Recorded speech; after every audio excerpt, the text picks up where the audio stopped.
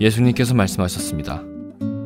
하나님 나라는 밭에 씨를 뿌리는 농부와 같다. 밤낮으로 자고 일어나는 동안 씨가 싹이 나고 자란다. 사람은 그것이 어떻게 자라는지를 알지 못한다. 땅은 저절로 열매를 맺게 한다. 먼저 싹이 나고 다음에는 이삭이 나오고 마침내 나달이 여문다. 곡식이 익으면 농부가 와서 낫으로 그것을 거두어들인다. 그것은 추수 때가 되었기 때문이다. 예수님께서 말씀하셨습니다. 하나님 나라를 무엇에 빗댈 수 있을까? 무슨 비유로 설명을 할까? 하나님 나라는 겨자씨와 같다. 겨자씨를 밭에 심을 때는 밭에 심는 씨앗 중에서 가장 작다. 그러나 심긴 후에는 그 어떤 밭작물보다 더 크게 자란다. 커다란 가지를 내어 하늘의 새들이 그 그늘에 둥지를 틀 정도가 된다. 네, 고맙습니다. 우리 가슴에 손을 얹고 우리 믿음을 고백하고 함께 말씀을 듣겠습니다. 제가 먼저 고백하겠습니다. 하나님은 나를 사랑하십니다. 나는 그 사랑 안에 있습니다. 하나님은 오늘 나에게 말씀하실 것입니다. 그 말씀에 능력이 있습니다. 그 말씀에 생명이 있습니다. 나의 마음을 하나님께 열겠습니다. 나의 생각을 예수님께 집중하겠습니다. 들은 만큼 변합니다. 들은 만큼 행복해집니다. 매주 저희가 예배를 드리고 주의 말씀을 듣는데 금년의 마지막 주일이라는 마음이 조금은 특별한 것 같습니다. 하나님께서 특별히 마지막 주일인데 한 해를 마무리하면서 우리 각자의 마음 가운데 정말 은혜를 주시길 바라고요. 말씀의 역사가 여러분 각자에게 있기를 바랍니다. 지난 주일날 제가 나누었던 말씀이 씨 뿌리는 비유에 대한 말씀을 묵상을 했었습니다. 그리고 오늘은 뿌려진 씨가 어떻게 성장하는가에 대한 비유에 대한 말씀인데, 이 부분은 두 가지 비유를 가지고 주님께서 말씀을 하십니다. 이런 비유들, 씨 뿌리는 비유도 그러하고, 그리고 뿌려진 씨가 어떻게 자라는가에 대한 두 가지 비유도 공이 어떤 목적으로 성경에서 등장을 하게 되냐면은 주님께서 하나님 나라를 설명하기 위해서 비유로 사용하신 겁니다. 그러니까 주님께서는 이 말씀을 우리에게 주시면서 그 말씀을 잘 이해하여서 하나님 나라가 어떻게 우리 가운데서 일을 하는지, 또는 하나님 나라가 우리 가운데서 어떻게 세워지는지 우리가 이해하기를 원하시는 겁니다. 하나님 나라가 뭘까? 하나님 나라는 하나님의 왕 되심이 이루어지는 나라입니다. 하나님 나라는 또 뭘까? 하나님 나라는 하나님의 통치가 이루어지는 나라이고 하나님의 뜻이 이루어지는 나라가 하나님의 나라입니다. 하나님 나라는 언제 이루어지는가? 하나님 나라는 궁극적으로 우리 주께서 재림하실 때에 완성됩니다. 요한계시록 21장과 22장을 보게 되면 예수께서 재림하실 때 임하는 새하늘과 새 땅에 대한 말씀이 나옵니다. 새하늘과 새 땅이 임하고 거룩한 성 새 예루살렘이 하늘로부터 내려와 우리 가운데 임하는 것에 대한 설명을 계시록 21장, 22장에서 자세히 하고 있습니다. 그곳은 더 이상 슬픔도 없고 눈물도 없고 죽음도 없고 아픔도 없고 이별도 없는 완전한 하나님의 나라입니다. 그것은 해와 달도 더 이상 필요 없다 그랬습니다. 왜냐하면 하나님의 영광의 광채가 영원한 빛이 되시고 어린 양이 그 성의 등불이 되시기 때문에 더 이상 햇빛도 필요 없고 달빛도 필요 없는 그런 나라가 계시록 21장, 22장에 우리 가운데 계시되고 있는 하나님의 나라입니다. 바로 거기에서 새하늘과 새 땅에서 하나님 나라가 완성이 되는 겁니다. 완전한 하나님의 통치, 완전한 주의 뜻이 완성되는 것이 이렇게 이제 새하늘과 새 땅이라는 모습으로 하나님 나라가 완성된다라는 것이죠. 그런데 누가복음 17장을 보게 되면은 바리새인이 주님에게 이런 질문을 하신 적이 있었습니다. 하나님의 나라가 언제 임합니까? 이렇게 질문하자 주님께서 좀 유명한 말씀을 하셨지요. 하나님의 나라는 이미 너희 안에 있다, 이렇게 말씀하셨습니다. 하나님의 나라가 이미 너희 안에 있다. 하나님 나라는 예수께서 오시면서 완성되는 것인데 이미 우리 안에 있다라는 주의 뜻은 어떤 뜻이 있겠습니까? 이 말이 의미하는 것은 하나님 나라는 궁극적으로 주의 재림으로 완성되는 것이지만은 우리 안에 예수님으로 말미암아 하나님의 통치가 시작될 때, 언제 통치가 시작됩니까? 우리가 예수를 우리 주님으로 영접하는 순간 우리 안에 하나님의 통치가 시작되는 것을 믿습니다. 아멘이지요. 우리가 예수를 영접하는 순간 통치가 시작됩니다. 이 통치가 시작될 때에 그때 하나님의 나라는 이미 우리 안에서 시작되고 있는 것이다, 이렇게 말씀해 주셨습니다. 완성되지는 않았지만 이미 시작된 하나님의 나라, 그 하나님의 나라는 예수를 믿는 자들마다 이 안에서, 우리 내면에서, 우리 삶에서 이미 시작됐다라고 주님께서 말씀을 하고 있는 겁니다. 그러나 이렇게 주님께서 믿는 자에게는 하나님 나라가 시작됐다라고 말씀하셨지만은 어떤 사람들은 기도를 하고 말씀도 읽고 하면서 신앙생활을 하지만은 그 삶에 또는 그 내면에 아직 하나님의 나라가 시작되지 않았거나 또는 시작된 아주 일부분만 시작된 그런 사람들도 있습니다. 예를 들면 어떤 사람이겠습니까? 주일은 하나님이 나의 주님이시지만 평일은 주님이 나의 주님이 되지 않는 사람이 아마 그런 사람 중에 속하겠지요. 교회에서는 주님이 나의 주님이시지만은 직장과 가정에서는 여전히 내가 주인인 사람, 그런 사람도 하나님 나라가 시작됐는데 일부분밖에 안 되는 아마 그런 사람일 겁니다. 시간의 영역에서는 주님이 하나님이 나의 주님이시지만 돈의 영역에 있어서는, 재정의 영역에 있어서는 여전히 내가 주인인 사람도 있습니다. 이 사람도 마찬가지겠지요. 주께서 말씀하신 것처럼 하나님 나라가 시작됐지만은 아주 일부분밖에 되지 않는 그런 사람이라 할 수가 있을 겁니다. 사실 우리들은 예수님을 주님으로 영접할 때 어떤 고백을 합니까? 나의 모든 삶이 주님 것입니다, 이런 고백을 합니다. 그리스도가 나의 주님이십니다, 이렇게 고백하면서 내 모든 삶이 하나님의 통치 아래 있기를 원합니다, 이렇게 고백을 하지요.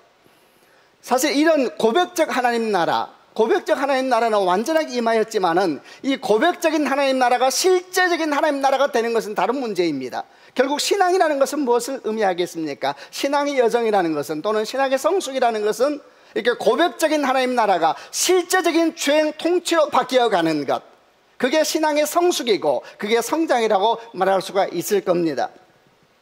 이는 마치 우리나라 헌법에 우리나라의 영토에 대해서 규정하기를 대한민국 영토는 한반도와 그 부속 도서로 한다, 이렇게 헌법에 규정이 되어 있고 선언하고 있지만은 사실 이 헌법이 아직 북한 땅에는 실제적인 영향력을 미치지 못하고 있습니다.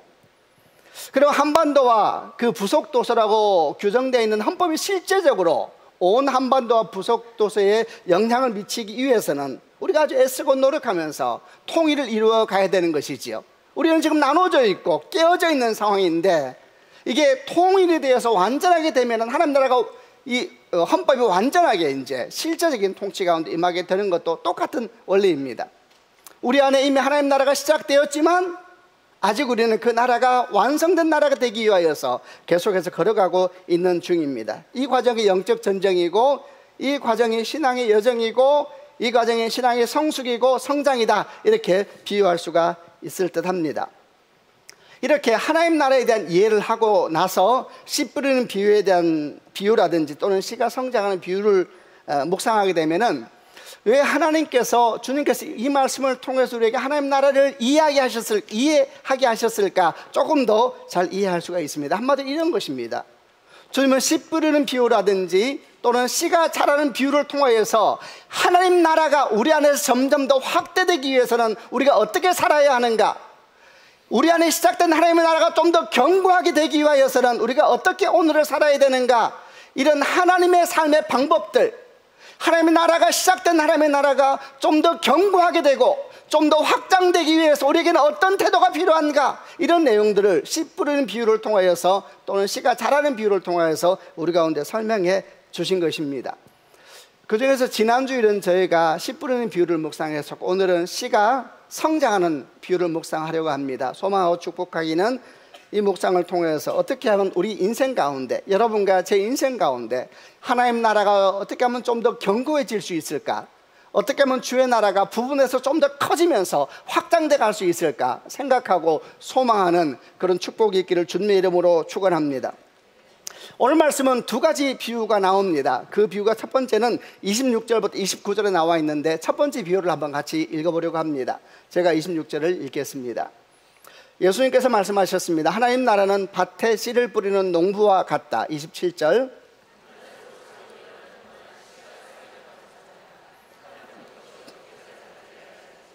땅은 저절로 열매를 맺게 한다. 먼저 싹이 나고 다음에는 이삭이 나오고 마침내 나달이 여문다.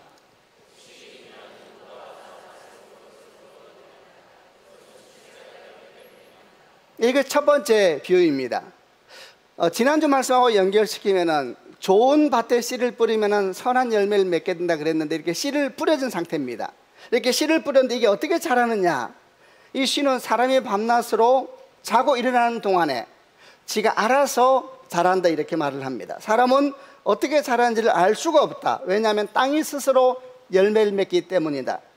근데 열매를 맺는데 과정이 있다는 겁니다. 처음에는 싹이 나고, 그 다음에는 이삭이 나고, 그 다음에 이삭에 충실한 곡식이 맺히게 되는 것이다. 그리고 곡식이 익으면은 곧 낫을 대는 데 있는 추수 때가 왔기 때문이다. 이렇게 하면서 성장하는 씨앗과 그리고 마침내 완성되는 열매에 대한 내용을 첫 번째 비유로 말씀을 하십니다. 두 번째 비유는 30절과 32절에 나오는데, 이것도 같이 한번 읽어보겠습니다. 제가 30절 읽겠습니다. 예수님께서 말씀하셨습니다. 하나님 나라를 무엇에 빗댈 수 있을까? 무슨 비유로 설명을 할까?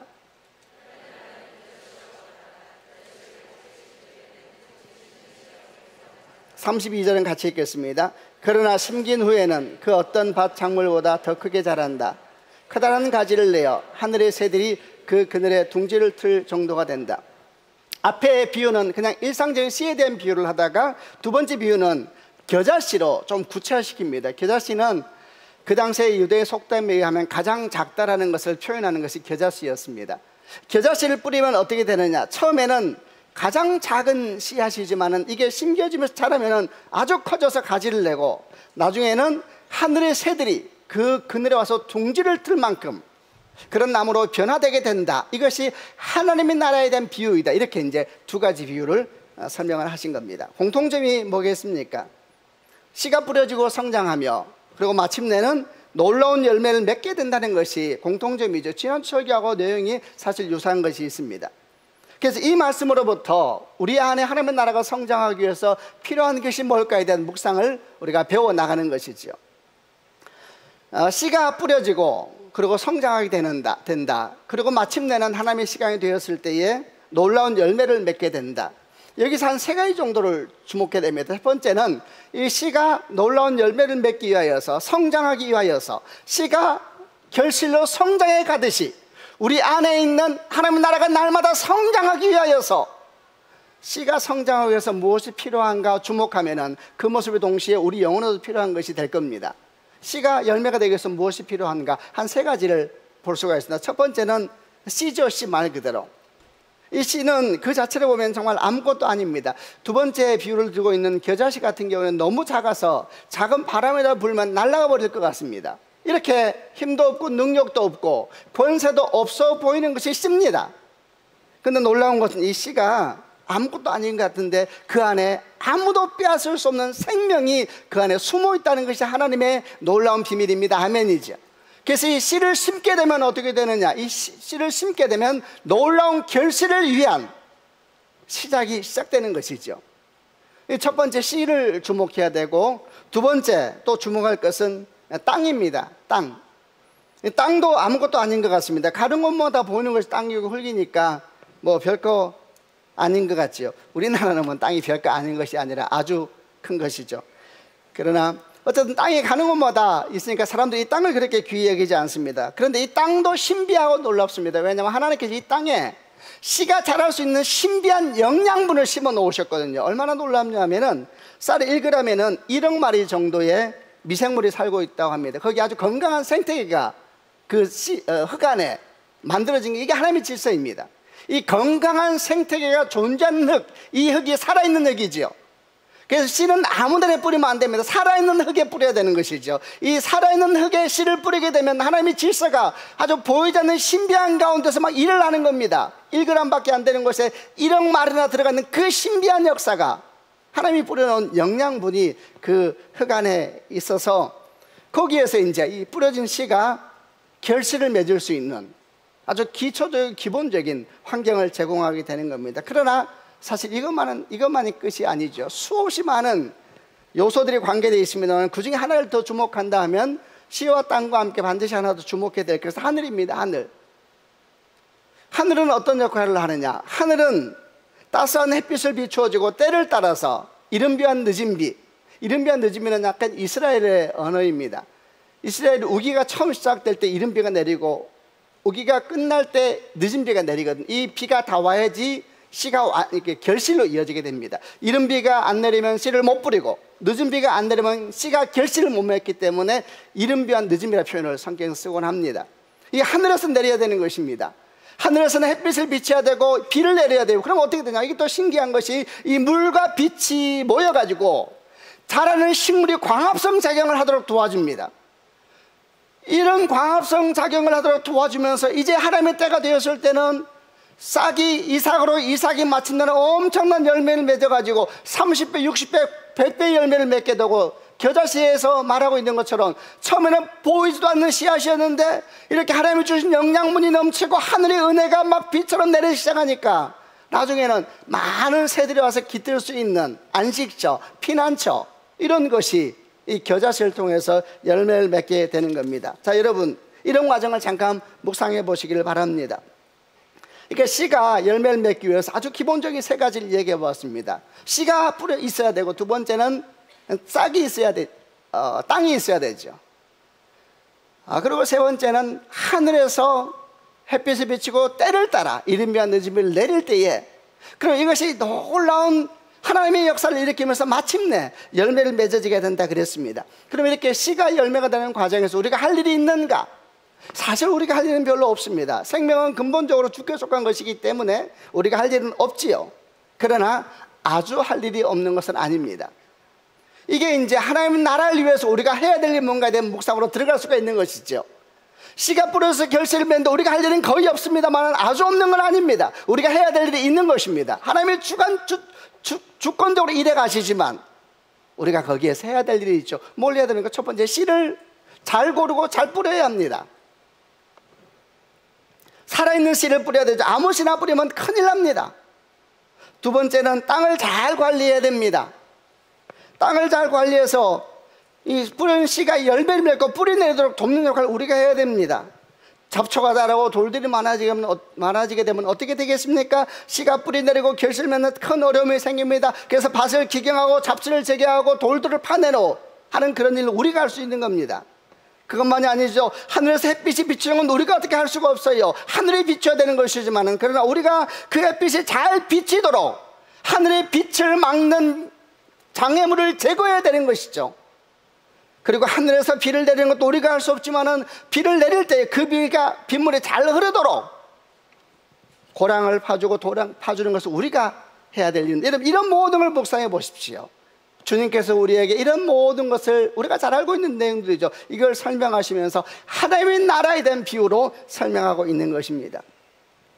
하나님이 놀라운 창조의 손길로 이 땅에서 씨가 생명을 맺는 일에 근본적인 역사를 지금도 주관하고 계십니다. 그러나 동시에 우리를 선한 동력자로 부르셔서 그 과정 가운데 우리가 하나님의 생명 역사를 도울 수 있도록 하신 것이죠. 이런 생명이 열매가 맺는 과정, 이게 하나님 나라에 대한 설명이라 그러는데, 이에 대해서 사도 바울이 고린도 교회에 보내는 글 중에서 이런 유사한 얘기를 고백한 적이 있었습니다. 고린도전서 3장 6절부터 9절을 한번 읽어보려고 합니다. 제가 6절 읽겠습니다. 나는 씨앗을 심었고 아볼로는 물을 주었으나 자라게 하시는 분은 하나님이십니다. 7절.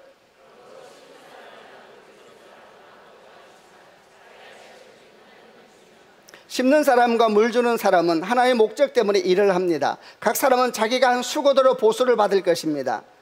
우리는 하나님의 동력자요, 여러분은 하나님을 바치며 하나님의 건물입니다. 자, 이제 이런 묵상을 통하여서 우리가 오늘 좀 더 묵상해 보려고 하는 하나님 나라에 대한 묵상으로 옮겨보려고 합니다. 어떻게 하면 우리 안에 하나님 나라가 견고하게 설 수 있을까? 이미 시작된 하나님의 나라, 하나님의 통치가 어떻게 하면 좀 더 견고하게 되고 이 통치가 점점 더 확장돼가는 신앙의 성숙의 여정을 우리가 걸어갈 수 있을까? 지금까지 보았던 씨 뿌리는 비유와 씨가 성장하는 비유를 생각해 보시길 바랍니다. 무엇이 필요했습니까? 세 가지가 필요했다 그랬죠. 씨, 땅, 그리고 하늘에서 내리는 비와 햇빛입니다. 하나님 나라도 다 똑같습니다. 그리고 성경은 이에 대한 설명도 해주고 있습니다. 첫째, 씨는 무엇이라 그랬습니까? 씨는 하나님의 말씀입니다. 아멘 하시길 바랍니다. 땅은 무엇입니까? 땅은 좋은 땅과 같은 우리 마음이라 그랬습니다. 그리고 하늘에서 비치는 햇빛과 비는 무엇입니까? 때를 따라 주시는 하나님의 은혜입니다. 아멘이시죠? 이제 이 내용을 하나하나 묵상하면서 우리 안에 하나님 나라가 견고하게 되고 더 확장된 일 가운데 도전도 받으시고 거룩한 소망도 생기는 축복이 있길 바랍니다. 첫 번째 필요한 것은 살아있는 하나님의 말씀이 필요합니다. 여기서 아주 중요한 첫 번째 접근은 그 시가 반드시 살아있는 생명력이 있는 말씀이어야 한다는 것입니다. 이런 말씀이 여러분 마음 가운데 심겨지는 축복이 있기를 주님의 이름으로 축원합니다. 그게 하나님 나라의 시작입니다. 이 말씀의 씨가 뿌려지는 것인데 그 씨는 첫 번째 가장 중요한 것은 생명력이 있는 말씀의 씨가 뿌려져야 된다는 것입니다. 그럼 이렇게 질문할 수 있습니다. 아니 그러면은 죽은 씨를 심는 어리석은 사람이 있단 말인가? 있습니다 여러분. 죽은 씨를 심는 사람이 있습니다. 성경은 끊임없이 경계하고 있습니다. 죽은 씨, 더 무서운 것은 뭐냐면 죽은 씨보다 더 무서운 것은 다른 씨를 뿌리는 겁니다. 다른 씨. 이 죽은 씨가 첫 번째는 거짓된 말씀이 여러분 죽은 씨요 다른 씨입니다. 거짓된 말씀을 씨가 말씀이라 그랬는데 이 말씀이 많이 뿌려져야지 하나님 나라가 내 안에서 여러분 안에서 견고하게 되고 우리가 하나님의 사람으로 굳게 설 수가 있는데 그를 위하여 가장 중요한 것이 씨를 뿌리는 것인데 이 씨가 죽은 씨를 뿌리는 사람이 그런 어리석은 사람이 있는가? 있습니다 여러분. 아주 많습니다. 그 죽은 씨는 어떤 씨인가? 첫 번째는 거짓된 말씀이 죽은 씨앗입니다. 성경은 정말 많은 곳에서 거짓 선생들과 거짓 선자들의 교훈에 대해서 경계하고 있습니다. 이들이 뿌리는 거짓된 교훈은 거짓 씨앗입니다. 이 안에는 참된 생명이 전혀 없을 뿐만 아니라 더 무서운 것은 거짓된 씨앗이기 때문에 살리는 열매가 아니라 죽이는 열매를 만들어내는 것이 문제인 겁니다. 이런 말씀은 뿌리면 뿌릴수록 살아있는 생명의 열매를 맺는 것이 아니라 죽고 죽이는 그런 열매를 맺게 되는 것입니다. 사도 바울이 갈라디아 교회에 보낸 내용 중에 이런 내용이 나옵니다. 갈라디아서 1장 6절부터 9절까지를 같이 읽어보겠습니다. 제가 6절 읽겠습니다. 하나님께서 그리스도의 은혜로 여러분을 부르셨는데 여러분이 이렇게 빨리 다른 복음을 믿는다고 하니 놀라지 않을 수 없습니다. 7절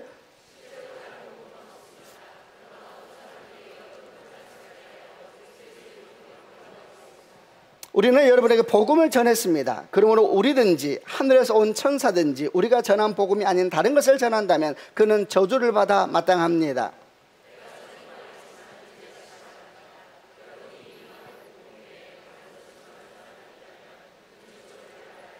다른 복음이라는 말이 반복해서 나옵니다. 다른 씨앗을 말하는 겁니다. 다른 씨앗, 거짓된 씨앗. 사도 바울이 아주 강한 표현을 씁니다. 우리가 전한 복음이 아닌 다른 것을 전한다면 그는 저주를 받아 마땅합니다. 이어서 계속 말합니다. 내가 전에도 말했지만 이제 다시 말합니다. 여러분이 이미 받은 복음 외에 다른 것을 전하는 사람이 있다면 그는 저주를 받아 마땅합니다. 두 번이나 아주 센 표현을 쓰죠. 저주를 받아야 된다 그랬습니다.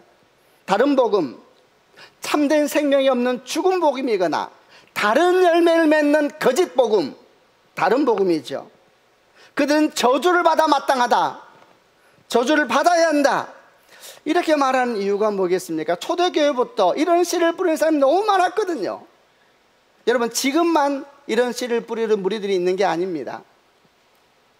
초대교회부터 그랬습니다. 이번에 성탄절에 신천지에서 광화문이었네 어디나요? 엄청나게 많이 모여서 예수님이 오신 것을 축제를 벌였었죠. 여러분 너무 놀랄 것이 없습니다. 초대교회부터 그랬습니다. 수없이 죽은 씨앗 그리고 죽이는 씨앗을 계속 뿌리면서 사도 바울은 아마도 그 폐해를 너무나 많이 본 것이 분명합니다. 그러니까 이렇게 강한 어조로 말하는 것이지요. 그들은 저주를 받아 마땅하고 저주를 받아야 한다. 우리가 알아야 될 것이 있습니다. 교회 다니는 성도들도 함께 알아야 될 것이 죽은 씨앗을 뿌리거나 잘못된 씨앗을 뿌리면 어떤 일이 생기게 되냐면 그 후에 어떤 노력을 해도 심지어는 그 씨를 걷어낸다 하더라도 영향력이 다 없어지는 건 아닙니다. 그 후에 어떤 노력을 해도 아무리 땅을 잘 관리하고 잡초를 제거하고 돌들을 제거한다 하더라도 그래서 아주 자기 인생을 잘 관리하며 산다 하더라도 씨를 잘못 뿌리면은 결코 좋은 결실을 얻을 수가 없는 것이고 오히려 노력하면 노력할수록 잘못된 결실이 더 많아지는 것이죠. 그래서 여러분 복음이 정확하게 들어가지 않으면 윤리적인 삶을 살수록 오히려 더 위험한 겁니다. 왜냐하면 사람들이 그걸 훌륭하게 볼 거 아니에요. 잘못된 씨는 얼마나 위험한지 모릅니다. 한번 잘못된 씨를 뿌리면은 그 영향력을 제거하는데 결코 쉽지가 않습니다. 실제로 보면은 이단에 빠져 있다가 돌아온 분들이 기존 교회에 다시 뿌리를 내는 것은 대단히 어렵습니다. 이 안에 영향력이 계속 남아 있어요. 그래서 우리가 아주 정말 정신을 차리고 생명력 있는 씨앗, 살아있는 씨앗만을 마음에 품는 축복이 있어야 될 줄로 믿습니다. 아멘이죠. 오직 그럼 우리가 많이 깨어 있어야 합니다. 저는 생각하기를 2017년 마지막 주일날 이런 말씀을 주신 것도 주님의 뜻이 있다고 생각을 합니다. 우리는 정말 시대에 정신을 차리고 살아야 합니다. 어떻게 하면 하나님의 나라가 우리 안에 견고하게 될 수 있을까? 주님께서 말씀하셨죠. 어떻게 하면 하나님의 나라를 잘 설명해 주실 수 있을까? 이랬습니다. 성경을 보니까. 어떻게 무엇으로 비유해야 될까? 주님께서 그렇게 말씀을 하시거든요. 본문에 보면은. 가장 중요한 것은 생명 있는 씨앗, 바른 씨앗을, 그래서 우리는 선한 분별력이 필요하고 깨어 있어야 되는 것입니다. 고린도전서 15장 1절 2절 말씀, 형제들아 내가 너희에게 전한 복음을 너희에게 알게 하노니 이는 너희가 받은 것이요 또 그 가운데 선 것이라. 너희가 만일 내가 전한 그 말을 굳게 지키고 헛되이 믿지 아니하였으면 그로 말미암아 구원을 받으리라. 아멘이죠. 참된 복음, 생명력 있는 복음으로 내면에 가득 찬 축복이 있기를 바랍니다. 그 복음이 예수 그리스도이시죠. 참 어려운 것은 뭐냐 하면 거짓 복음을 뿌리는 사람들도 이 성경을 들고 다니더라고요. 그래서 어려운 겁니다. 그럼 어떻게 아느냐? 잘 알아야죠. 그러면 우리가 지금 여소 목사와 제가 여러분의 영적 리더가 되어서 주일날 이렇게 말씀을 여러분에게 전하고 있습니다. 물론 주님께서 하시는 것이죠. 그럼 우리는 잘 뿌리고 있느냐?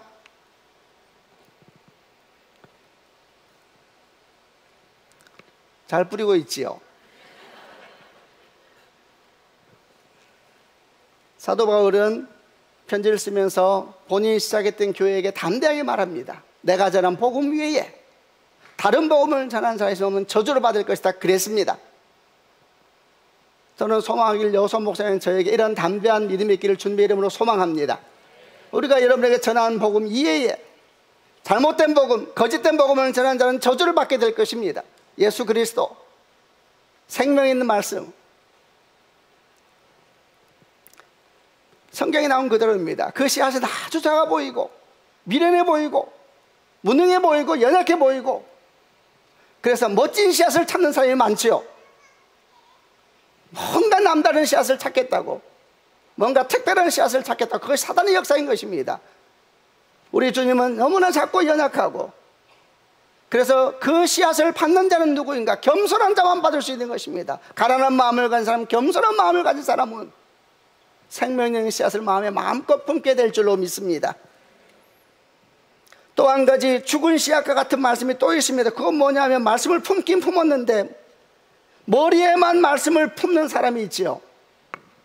문자에만 머무는 말씀입니다. 이 말씀은 분명히 생명력 있는 말씀에 뿌려졌습니다. 그에게. 그런데 그 말씀을 마음밭에 뿌리지 않고, 밭에 뿌려야 되는데 마음밭에 뿌리지 않고 그냥 가지고만 있는 것입니다. 그런 사람이 또 어디 있겠느냐 이렇게 질문하실지 몰라도 그런 사람이 있는 것입니다. 여러분, 어떤 농부가 생명 있는 씨를 샀는데 밭에 나가 심을 생각은 안 하고 집에 앉아서 맨날 그 씨앗을 가지고 놀기만 하고 분해하고 분석하고 무게 재고, 그럼 어떻게 되겠습니까? 그는 씨앗에서 할 말이 많겠지요. 구조도 잘 설명하고 색깔도 잘 설명하고 막 이런저런 얘기도 잘 할 거예요. 그러나 그 사람에게는 어떤 결실도 맺을 수가 없는 것입니다. 씨앗은 연구실에서 분해할 때 결실을 맺는 것이 아니라 좋은 땅에 심겨질 때 결실을 맺는 것이기 때문입니다. 하나님의 말씀을 머리로만 아는 사람은 여러분 결실을 맺을 수가 없는 것입니다. 귀로만 듣고 눈으로만 읽는 사람들 결실을 맺을 수가 없습니다. 말씀은 마음으로 들어야 된다. 우리가 얼마나 많이 들었습니까? 여러분, 축복합니다. 마음으로 말씀이 들리는 축복이 있기를 바랍니다. 마음으로 말씀이 들리는 것은 다른 설명은 성경은 말하기를 먹는 것이라 그랬습니다. 먹어라 그랬습니다. 계시록 10장 말씀, 에스겔 3장 말씀에서는 성경이 분명히 말씀해요. 받아 먹으라. 그러니까 받아 먹었습니다. 사도 요한이 받아 먹고 에스겔 선지자가 받아 먹으니까 성경은 뭐라고 말하냐면 받아 먹으니까 다시 말씀하셨습니다. 먹으니까 말씀이 또 임합니다. 뭐라고 말합니까? 많은 민족과 나라와 언어와 왕들에게 가라.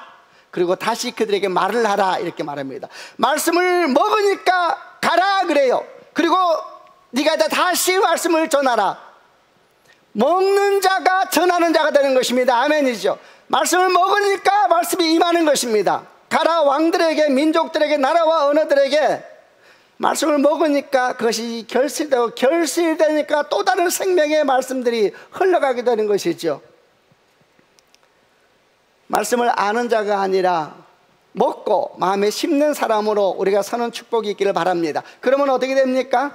오늘 주님께서 설명한 하나님 나라에 대한 시작이 우리 가운데서 잘 시작하고 있는 것입니다. 생명의 씨앗, 살아있는 씨앗, 하나님 복음의 씨앗이 여러분 마음 가운데 마음껏 뿌려지는 축복이 있기를 주님의 이름으로 축원합니다. 이제 이렇게 씨앗이 뿌려진다면 두 번째, 또 우리 안에 하나님의 나라가 견고하게 서기 위해서 두 번째는 뭐가 필요합니까? 땅이라. 땅은 우리 마음이라 그랬습니다. 이것은 지난주 씨 뿌리는 비유에서 우리가 한번 읽은 적이 있습니다. 그래서 한번 돌아보길 바랍니다. 우리는 씨 뿌리는 비유에서 씨가 아무리 좋아도 씨가 뿌려지는 마음에 문제가 있으면 결실을 못 맺는다 그랬습니다. 이런 다 우리 이야기입니다. 믿는 자들에 대한 이야기입니다. 씨가 뿌려졌다 그랬으니까 씨 뿌려졌다는 얘기는 믿는 자들이죠. 그러나 모든 믿는 자가 다 같은 결실을 얻는 건 아닙니다. 여러분, 하나님께 씨를 뿌려도 여러분 각자의 마음의 밭의 상태에 따라서 어떤 사람은 쇠가 와서 집어먹어버리기도 하고, 어떤 사람은 잠시 기쁨을 얻다가 위기가 오면 다 말라버리기도 하고, 어떤 사람은 하늘의 영향을 막아버리는 가시떨기가 있기도 하고, 어떤 사람은 좋은 밭이 되어서 30배, 60배, 100회의 결실을 걷는 것입니다. 그런데 이렇게 자기 마음밭 소정을 알지 못하는 어떤 사람들은 왜 이렇게 말씀이 능력이 없냐고 말을 합니다. 말씀이 능력이 없는 것이 아니라 우리 마음밭에 문제가 있을 수도 있는 것입니다. 마음밭이 중요합니다. 그래야지 하나님 나라가 견고하게 서는 것입니다. 여러분 축복합니다. 우리 마음이 좋은 밭과 같은 마음이기를 주님의 이름으로 축원합니다. 그럼 말씀의 씨를 뿌리는 주님이 얼마나 기쁘시겠습니까? 할렐루야죠. 주께서 말씀을 주시면서 얼마나 기쁘시겠어요. 여러분도 자녀들에게 맛있는 음식 사줄 때 기쁘게 먹으면 너무 좋지 않아요? 근데 깨작깨작거리고 툴툴거리고 막 됐다. 이 말씀을 주님께서 뿌리십니다. 얼마나 신실한 분이신지 마음껏 부르십니다. 그럴 때 우리가 착하고 좋은 마음이 되어서 그 말씀을 받을 수 있다면 주님 얼마나 기뻐하시겠습니까? 이렇게 주를 기뻐하게 하시는 주의 백성이 되기를 주님의 이름으로 축원합니다. 근데 어떻게 해야지 마음을 잘 관리할 수 있을까? 이게 문제입니다. 어떻게 해야지 마음을 잘 관리할 수 있겠습니까? 이게 왜 문제인가? 우리 마음이지만 우리 마음들은 못하는 게 문제인 것입니다. 예를 들어 길가와 같은 마음은 강파와 굳어진 마음입니다. 교만한 마음이죠. 이런 마음을 말씀을 받아들여도 튕겨냅니다. 그래서 말씀의 씨가 나뒹굴지요. 그래서 사탄이 와서 그 말씀을 빼앗아가 버리는 겁니다. 그러면 어떻게 하면 되는가? 우리 마음을 굳은 마음이 아니라 부드러운 마음으로 바꿔야 합니다. 아멘이죠. 근데 그게 됩니까? 성격이 잘 바뀝니까? 이런 기질이 바뀌나요? 질문 중입니다. 여러분 사람 성격이 바뀌나요? 성령이 오시면 기질이 바뀌나요? 아멘 하고 싶은데 누가 생각나서 아멘이 안 되죠. 여러분 바뀌는 것입니다. 그런데 이게 우리 마음대로 안 돼요. 우리 성격인데 우리 안에 뭐가 있는지 나도 모르는데. 돌박 같은 마음은 어떤 마음입니까? 그냥 보기에는 문제가 없지만 마음에 조금만 파보면, 마음을 조금만 들어가면 야단이에요. 야단. 안에 얼마나 돌들이 많은지. 상처, 죄악들, 숨겨진 죄들, 분노, 어릴 때부터 받은 쓴뿌리들, 이런 것이 그냥 콕 마음이 웅크리고 있으니까 말씀이 씨를 내리려고 해도 다 뿌리를 막아버리죠. 그럼 어떻게 하면 되는가? 그 도들을 다 제거하면 되죠. 씨뿌리를 제거해버리고 죄악을 뿌리를 뽑으면 되는데, 이게 문제는 이 쓴뿌리 중에는 우리 됨을 인식도 못할 때 받은 쓴뿌리도 있어요. 어릴 때 태중에서부터 받은 상처도 있어요. 이거 우리가 어떻게 없애요? 수십 년 쓴뿌리가 반복되면 그 존재가 됩니다. 사람이 아주 냉소적이 되죠. 그 사람이니까요. 그게 그 쓴뿌리를 어떻게 뺍니까? 가시떨기 같은 마음, 세상의 염려와 재리 유혹이라는데 염려 없는 사람이 없고 돈 좋아하지 않는 사람이 어디 있어요? 믿음으로 잘 하는 거죠. 염려가 없는 사람이 없고 돈 유혹이 없는 사람이 없죠. 이게 문제인 겁니다. 우리 마음대로 우리 마음밭을 가꿀 수가 없습니다, 여러분. 우리 마음은 생각하기 나름이다. 그 마인드 컨트롤이죠. 내가 생각하기 나름이 안 됩니다, 여러분. 어떻게 해야 됩니까? 아주 단순합니다. 슬퍼야 됩니다, 슬퍼야 됩니다, 내 마음이 바뀌어야 되는데 바뀌지 못하기 때문에 슬퍼야 됩니다, 그게 애통하는 마음이죠. 슬픕니다, 주님. 슬픈 거죠. 상하고 깨어진 마음을 가지고 주 앞에 나가서 우는 겁니다. 슬픕니다, 주여. 내 마음이 바뀌면 좋겠습니다. 내 행소적인 마음이 떠나가면 좋겠습니다. 나는 이렇게 염려 구덩이 속에 살고 있습니까? 슬퍼요. 여러분, 그때 역사가 일어난 걸 믿는 축복이 있길 바랍니다. 성령은 어떤 분이십니까? 상하고 통연한 마음을 불쌍히 여긴다 그랬습니다. 상하고 통연한 불쌍히 여겨요. 그래서 그분이 와서 일을 하기 시작합니다. 애통하는 자가 복이 있나니 그들이 위로를 받을 것이라 그랬잖아요. 성령이 오시는 것입니다.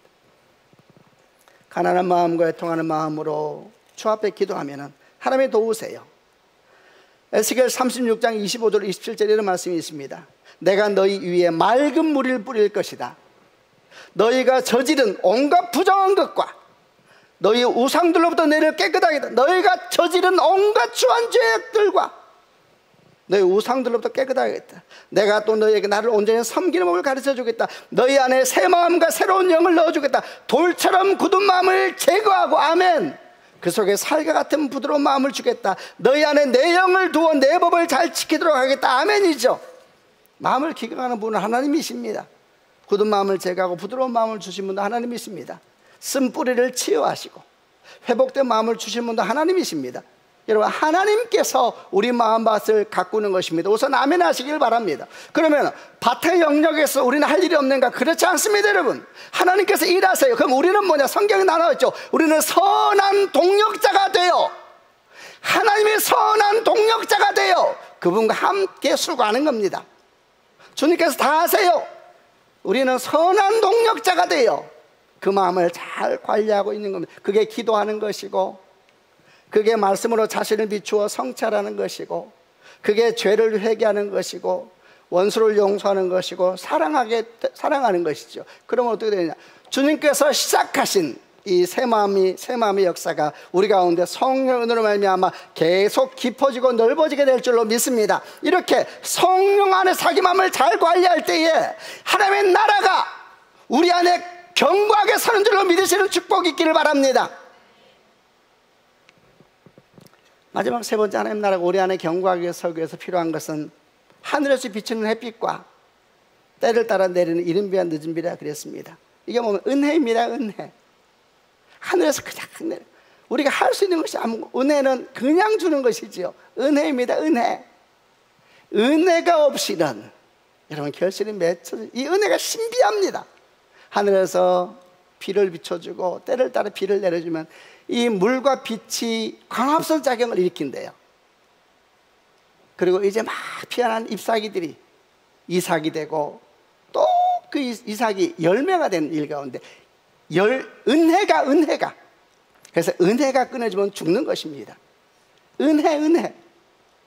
은혜가 싹을 이삭이 되게 하고 이삭이 결실로 되게 하는 줄로 믿습니다. 이 은혜에서는 우리가 할 수 있는 것이 아무것도 없다 그랬지만, 그러나 또 가만히 생각해보면 할 수 없는 것이 아주 없는 건 아닙니다. 우리가 뭘 해야 되는가? 첫 번째, 하나님께서 때를 따라 은혜를 주시는 분이라는 걸 믿어야 합니다. 아멘. 여러분, 주님은 때를 따라 은혜를 주시는 분입니다. 때를 따라 준다는 이야기는 우리에게 가장 정확하게 일하는 분이 하나님이시다, 이걸 믿으셔야 된다는 것입니다. 아멘이죠. 그분이 가장 정확하십니다. 아멘 하십시다. 그분이 가장 정확하십니다. 그분이 때를 아십니다. 그분이 우리의 영을 아시는 분이 하나님이세요. 우리는 기도하면서 우리 필요를 모르지 않습니까? 우리가 기도하는 데 되면은 정말 인생은 행복할까요? 여러분이 기도한 대로 여러분 자녀가 인생이 다 열리면은 여러분 자녀는 정말 복을 받을까요? 아무도 모르는 것입니다. 성령께서 아십니다. 아멘이죠. 그래서 우리에게 가장 합당한 은혜를 주시고 우리 영과 육의 필요를 가장 잘 아시기 때문에 우리를 합당하게 인도하시고 합당한 때에 합당한 은혜를 주시는 하나님이신데 이걸 믿어야 합니다. 왜 믿어야 되느냐? 이 믿음이 있을 때 우리는 우리가 씨를 뿌리고 이 밭을 관리할 때 씨를 뿌리고 밭을 관리하는 일이 쉬운 일이 아닙니다. 사단이 역사를 해요. 사단이 역사를 내서 우리 밭에 와서 뭐예요? 이상한 거 뿌리는 거. 빨리 답을 해야지 설교가 진행돼요. 잡초. 생각이 안 나요. 가라지. 사단이 일어난다. 성경은 다 사단이 와서 언제 뿌린지 모른다 그래서 사단이 와서 조용히 뿌린다 그랬어요. 쉬운 일이 아닙니다, 여러분. 사단이 와서 가라지를 뿌린다 그랬어요. 가라지를. 그래서 열심히 우리가 수고하여 믿음으로 기도한데 역사가 안 일어나는 것 같은 거예요. 아무리 기도해도 인간이 안 변해. 가라지를 뿌리는 우리 마음에. 그때 뭐가 필요해요? 믿음이 필요해요. 믿음이. 어떤 믿음? 주님이 일하신다. 합당한 때에 일하신다. 내가 이렇게 수고하는 것이 아무런 쓸데없겠지. 그러면 절망이 들어옵니다. 내가 널 위해서 이렇게 수고해봤자 그럼 우울증이 들어오는 것이죠. 그러나 이렇게 수고하는 것이 다 주께서 아시고 쓸데없이 보여도 주께서 아시니까 다 합력하여 선을 이룰 것이다. 믿으면은 계속 뿌리는 겁니다. 아멘이죠. 믿음이 필요해요. 믿음이. 열심히 기도해도 미래가 안 믿어지면 기도 안 됩니다. 열심히 수고해도 약속이 안 믿어지면 수고가 필요가 없는 겁니다. 자녀를 아무리 위해서 기도해 보세요. 나들 미래에 주님께서 함께 하신다. 가장 선하게 인도하신다. 믿음이 없으면 스스로 절망하고 낙심하고 말 겁니다. 믿음이 있어야 믿음이. 합당한 때에 합당하게 일하실 것입니다. 주님이 잘 알아서 하실 겁니다. 이 말은 나의 책임을 회피하는 말이 아니고 주님이 잘 알아서 하실 겁니다. 이 말은 그래서 나는 오늘 믿음으로 씨를 뿌리는 것이고 믿음으로 다시 잡초를 제거하고 다시 또 좋은 밤에 나가서 다시 도랑을 파고 애쓰는 것은 주님이 내가 파놓으면 비를 내리실 것이니까 내가 파면 내릴 거예요. 주님께서. 주님이 잘 알아서 하실 겁니다. 그래서 믿음이 있어요. 믿음이 없으면 낙심합니다, 여러분. 믿음이 있어야죠. 오늘도 새벽부터 일어나서 밭을 갈고 믿음이 있어야지 깊은 밤에 잠을 안 자도 안 피곤하고 믿음이 있어야죠. 믿음이.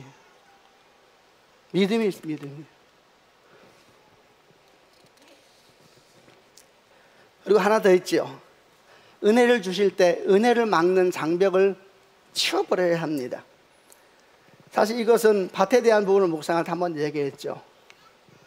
가시떨기가 탁 덮는다 그랬어요. 탁 덮어요. 그러면 하늘의 영양분을 막아버립니다. 빛을 막으니까 광합성 작용이 안 돼. 하나님의 역사 제거해요. 가시떨기 제거하는 건 쉬운 것이 아닌 거 아시죠? 그러나 손에 피가 나더라도 뜯어야 되는 거예요. 그러면 주님께서 다 때가 되면 주세요. 그래서 주님이 막 줄 때 도랑을 안 파놓은 사람들, 씨를 안 뿌려놓은 사람들, 돌멩이를 안 제거 안 하는 사람들, 비가 내릴 때 그때가 사겠다고. 주님도 당황스럽고 어떻게 하란 말이냐? 비를 지금 어떻게 해? 믿음이 있으면 다 미리 제거해놓고 눈물로 씨를 뿌리는 자는 기쁨으로 열매를 거두게 될 것이다.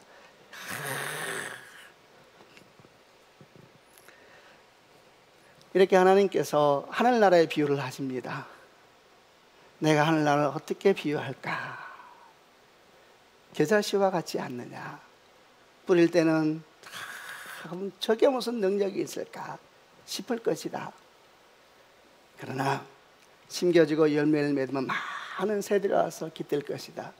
주일날 와서 예배하는 것이 이게 뭘까?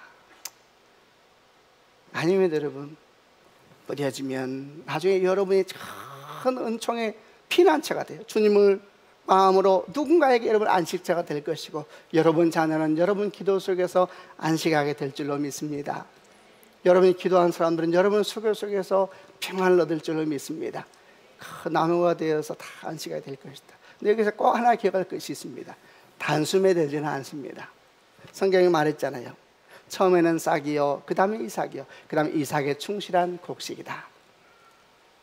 인내함으로 오늘도 씨를 뿌리고, 인내함으로 오늘도 밭을 가꾸고, 인내함으로 오늘도 하늘의 영향을 막는 모든 가시들을 제거하고 그렇게 나아가는 축복의 길을 주님의 이름으로 축원합니다. 그럼 하나님께서 여러분에게 저에게 합당한 때에 30배, 60배, 100배의 결실을 응답하여 주실 줄로 믿습니다. 그런 축복이 있을지어다. 아멘. 기도하십시다.